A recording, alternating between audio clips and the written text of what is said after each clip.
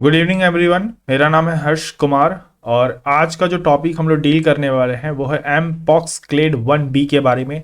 The Hindu ने इसे आज कवर अप किया था। 16 जनवरी की ये न्यूज़ है 2023 की।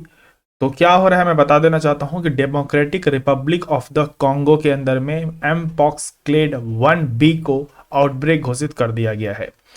अब आप अगर वर्ल्ड मैप पे देखना चाहोगे तो सेंट्रल अफ्रीका के अंदर में आपको देखने को मिलता है democratic Republic of the Congo.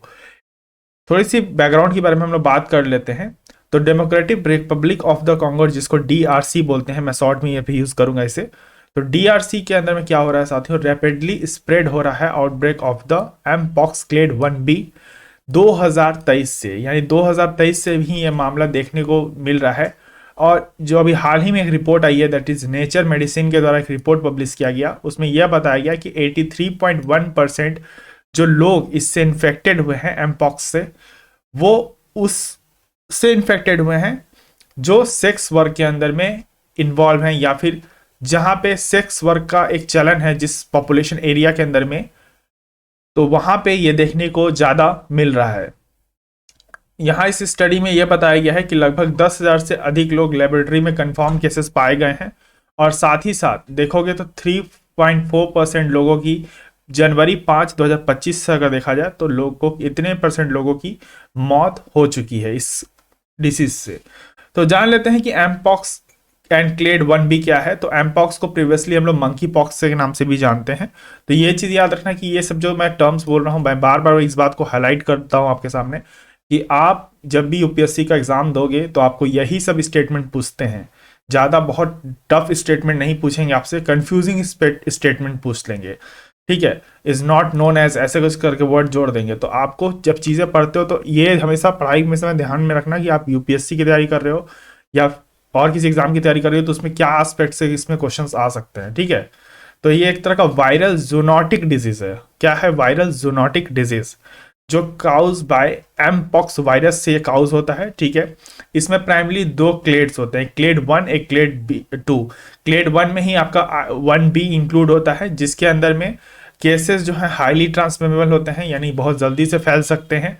और जो क्लेड 2 होता है उसमें लेस सीवियर होता है, यानी इसमें बचने की संभावना बची हुई रहती है। तो अभी क्लेड 1 जो आपका है जिसके अंदर में 1B इंक्लूड है, वही आपका डीआरसी में फैला हुआ है, जिसमें एक ग्रेटर पब्लिक हेल्थ चैलेंज की बात कही जा रही है यहाँ पे इस रिपोर्ट के माध्यम से। ठीक है, आशा करता हूँ आपको यहाँ तक में समझ में आ गया होगा।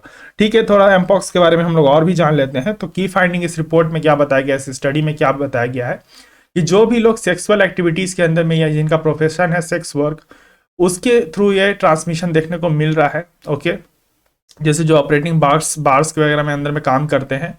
अफेक्टेड पॉपुलेशन की बात करें, थोड़ा बहुत अंदाजा लगा हम लोग डाटा से, तो 52.4% यहाँ पे फीमेल्स इसके अंदर में इन्फेक्टेड हो चुकी है डीआरसी के अंदर में, और 47.6% मेल यहाँ पे इन्फेक्टेड हो चुके हैं। यहाँ तक कि चिल्ड्रेन अंडर 16 ईयर्स जो है 15.5% ऑफ केसेस इसके अंदर में इन्वॉल्व है।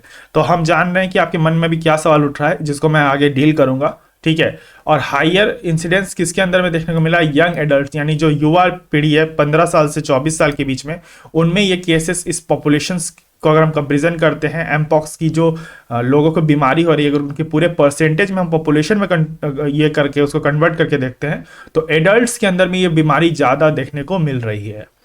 प्रेग्नेंट वुमेन की भी यही हाल है, कुछ मैं बता देना चाहता हूं कि जिसमें 14 प्रेग्नेंट वुमेन को हॉस्पिटलाइज कर दिया गया है, जिसमें से 8% ने अपने जो उनके बेबी होने वाले थे उनको लॉस कर दिया है, और 5 जो लोग थे, 5 इसमें जो थी महिला, उनमें क्या हुआ है कि जो फर्स्ट ये कुछ वीक्स चलते हैं प्रेगनेंसी के, उसी में ये प्रॉब्लम देखने को मिला है। ठीक है, और लगातार ऐसा नहीं है कि ये प्रॉब्लम अभी भी ठीक हो रहा है, अभी भी लगातार इसमें बढ़ते ही जा रहा है, तभी ये जाके पूरे तरीके से न्यूज़ के अंदर में कवर अप हो रहा है।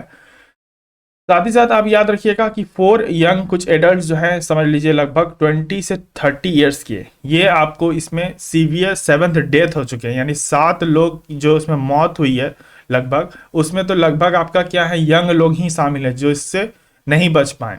अब इस आउटब्रेक में जो डिफरेंट डिफरेंट एजेस ग्रुप्स आपको देखने को मिल रहे हैं साथियों, अब आपके मन में क्वेश्चंस आएगा कि अगर ये सेक्सुअली ट्रांसमिशल एक तरह का डिजीज है, ठीक है, तो इसके अंदर में जो एज ग्रुप है 16 ईयर्स, उनको कैसे हो गया। देखिए इसी बात इस रिपोर्ट में ये कहा गया है कि हो सकता है कि हम ये जो सोच रहे हैं कि ये जो सेक्स वर्क के अंदर में इन्वॉल्व है उन्हीं को ये प्रॉब्लम हुआ हो, ऐसा नहीं है। इसमें मल्टीपल ट्रांसमिशन के भी चांसेस मिल रहे हैं। मल्टीपल ट्रांसमिशन के चांसेस अगर मैं कहना चाहूँ तो मान के चलिए कि अगर आप किसी आपका कोई बच्चा स्कूल में पढ़ रहा है, ठीक है, तो हो सकता है कि वो आपस में बैठे हाथ मिलाए, उनके घर में किसी पेरेंट्स को हो ये प्रॉब्लम, और उसके बाद उस बच्चे के अंदर में आए, उसकी स्किन टू स्किन जैसे हैंडशेक किया, ऐसे भी बताया जा रहा है रिपोर्ट्स में कि इससे भी हो सकता है, या सेम वाटर बोतल से पानी पी लिया हो। ऐसा बहुत सारा चीज़ देखने को जो स्कूल लाइफ में कॉमन होता है साथियों, एक साथ टिफिन करना, या और भी चीज़ें बहुत कॉमन होती है कि आपके दोस्त जिस रुमाल से हाथ पोंछ रहे हैं, आप भी कभी कभी बोलते हो ला भाई दे मुझे भी पोंछने दे,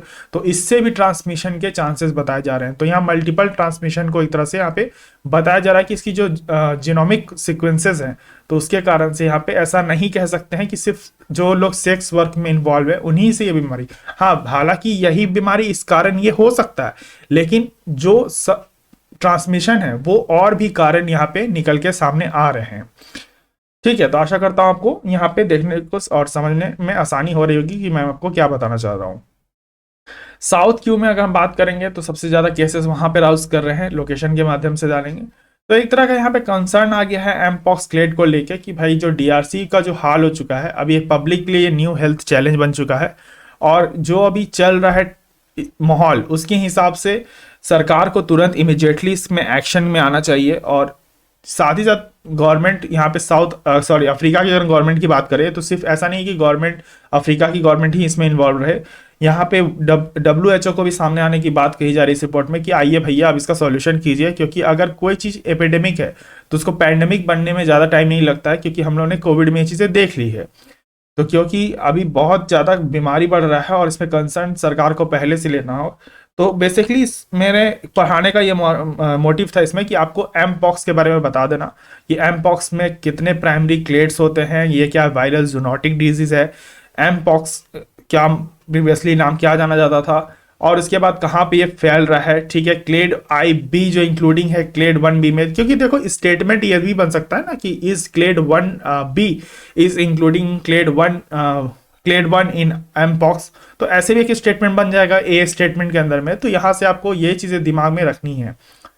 ठीक है, उसके बाद ट्रांसमिशन पे केस एक बन सकता है स्टेटमेंट। ठीक है, तो ये सब चीज़ें कुछ इंपॉर्टेंट है जो आपको याद रखनी है। आंकड़े तो मैंने इसलिए बताएं ताकि आपके मन में एक आए कि हाँ ये किस तरह से फैल रहा है और कितना ज़्यादा नुकसानदायक है। ओके, तो किससे इतना लोगों को प्रॉब्लम हो रही है, और 2023 से आप देखोगे लगातार प्रॉब्लम इसमें बना ही हुआ है। स्टार्टिंग में जो नॉर्मल प्रॉब्लम्स निकल के सामने आते हैं तो वो इग्नोर कर दिया सरकार ने कि हाँ, जैसे कोरोना में इग्नोर किया चाइना की गवर्नमेंट ने कि भैया सर्दी जुकाम है, उसी तरह से इसको भी नॉर्मल इग्नोर कर दिया। बट ये धीरे धीरे अब एपिडेमिक बन चुका है, और इसके कारण से बहुत ज़्यादा अफ्रीका के अंदर में डीआरसी के अंदर में प्रॉब्लम देखने को मिल रहा है। तो आशा करता हूँ आपको एमपॉक्स क्लेड 1B के बारे में अच्छे तरीके से क्लियर हो गया होगा। तो अगर वीडियो समझ में आई और वीडियो अगर आपको अच्छा लग रहा है तो वीडियो को एक बार प्लीज़ लाइक कर दीजिए और चैनल को सब्सक्राइब कर दीजिए, शेयर कर दीजिए अपने दोस्तों के साथ, ताकि उन तक भी ये जानकारी पहुंच सके। और अगर वो कॉम्पिटिटिव एग्जाम की तैयारी कर रहे हैं तो उनके दिमाग में एक चीज़ सेट रहे कि भैया क्वेश्चन अगर आएंगे तो स्टेटमेंट बेस्ड कैसे क्वेश्चन आ सकते हैं। और मैं ज़्यादातर उन्हीं पॉइंट्स को जान के हाईलाइट कर रहा हूँ ताकि आप भी इस चीज़ को समझो कि क्वेश्चंस मैं बार बार रिपीट कर दे रहा हूँ, क्योंकि पढ़ने समय क्या होता है ना कि आप सिर्फ पढ़ते हो, कहानी की तरह पढ़ते हो, फिर सुनते हो, लाइक करते हो वीडियो पर, चले जाते हो। तो ये यार यहाँ पे मेरा चैनल को मोनेटाइज भी नहीं है अभी तक, तो ऐसा नहीं है कि सब्सक्राइबर बढ़ाने के लिए मैं कुछ भी बोल दूंगा, बट मैं चाहता हूँ कि अगर आप पढ़ो तो मैं उस चीज़ों को रिपीट करूँ कि क्वेश्चन कहाँ से आता है, ताकि आपका अटेंशन ध्यान रहे वहाँ पे। ठीक है, तो आशा करता हूँ आपको ये टॉपिक अच्छे तरीके से क्लियर हो गया होगा। तो टेलीग्राम चैनल ज्वाइन कर ले अगर ज्वाइन नहीं किया है, तब तक के लिए रखें अपना ध्यान। मुझे दिया गया, धन्यवाद। जय हिंद, जय भारत।